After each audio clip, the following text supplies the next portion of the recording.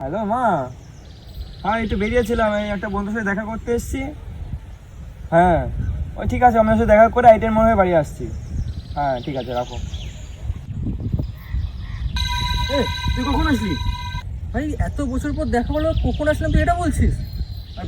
একবারও জিজ্ঞেস করি না কেমন আছি না আছি ভাই। ভাই কি তুই আমাকে বলবি তো এসছিস বা কিছু? হ্যাঁ, পাশে বসে থাকা আমি কি করে বুঝবো তুই এসছিস? যাই হোক, বল কেমন আছিস? ভাই কোন মুখ নিয়ে যে তোর সাথে কথা বলবো? কেন? সেই ঋষির কথা শুনে আমি তোকে খারাপ ভেবেছিলাম। তা এত বছর আগের কথা তোর মনে পড়ে কোনো লাভ আছে? দেখ ভাই, এতদিন পর দেখা হলো তো আজকে একটু বক বক করি, একটু সময় কাটাই, ভাই ভালো লাগবে।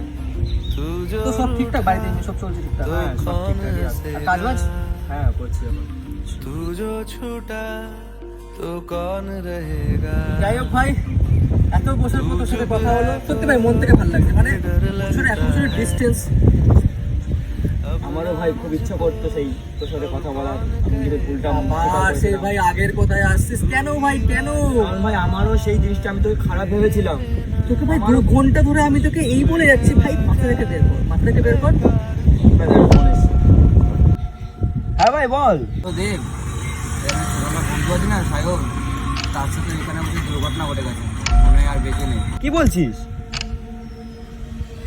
আরে আমি ওর সাথে দেখছি কখন থেকে বসে আছি, গল্প করছি এখানে। আমার সামনে বসে ব্যাপারটা হয়েছে এখানে। তুই কি নেশা কষা করে আছিস নাকি? ও তোমার পাশেই বসে।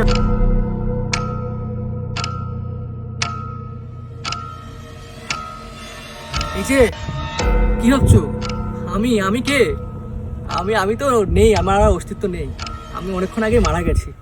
আর আমি ওর সাথে কি করছিলাম? আর ও আমার বন্ধু হয়। এখন যদি ওই সেম রাস্তা দিয়ে যেত, ওরও প্রাণ চলে যেত। কি করে পারত? মৃত্যু হোক বা জীবন হোক, আমার কাজ আমার বন্ধুকে রক্ষা করা। তাই আমি চলে আসলাম মানুষ হয়ে না, ভূত হয়ে।